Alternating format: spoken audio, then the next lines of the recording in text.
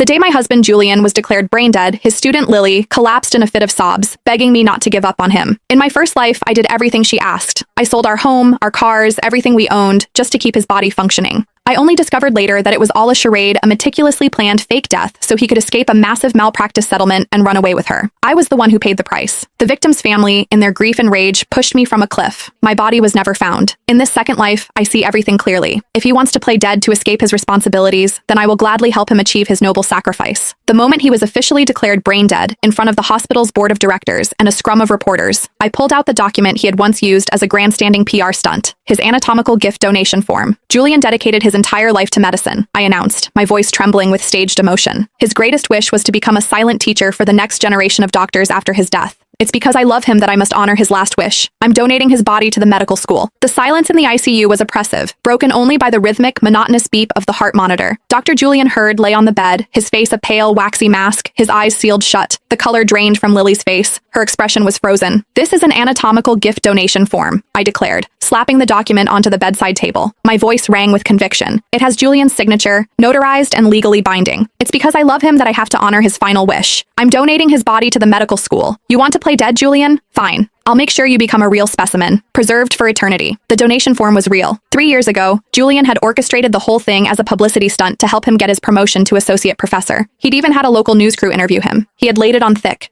sounding so incredibly righteous. I would rather my body be cut 1,000 times if it meant paving the way for the future of medicine, he had said, looking directly into the camera. He never imagined that the prop from his little performance would be the very thing that sealed his fate. Lily's face was now the color of chalk. Of course, she knew about the form. She was the one who had run the paperwork to the notary's office for him. She was trembling, her eyes darting in terror toward the man on the bed. Beneath the sheets, Julian's fingers twitched violently. I saw it, but I pretended not to. Instead, I rushed forward and clasped his hand, my voice thick with emotion. "Darling, I know you can hear me," I whispered. "Don't worry, I'll make sure your last wish is fulfilled." Just then, the dean of medicine burst in, flanked by a nervous-looking group of hospital administrators. They had been in a panic over the malpractice settlement. But when he heard the news about the body donation, his eyes lit up. This was a godsend. A classic case of turning a disaster into a PR triumph. The negative press from the malpractice suit could be completely overshadowed by the moving story of a brilliant surgeon's ultimate sacrifice for medicine. The dean strode over, grabbing my hands with both of his mustache trembling with excitement. "Dr. Clark, this is a truly selfless act. Truly selfless," he boomed. "Dr. Hurd was the pride of this hospital, a pillar of the medical community. Rest assured, we will give him a send-off worthy of his immense contribution." Lily panicked. If she didn't do something, Julian was going to end up on a dissection table. "Mr. Dean, you can't," she cried, dropping to her knees in a heap. "His body is still warm. This is against protocol. We can't just murder him." She latched onto the dean's leg, smearing tears and snot all over his expensive trousers. I let out a cold, quiet laugh. "Dr. Shaw,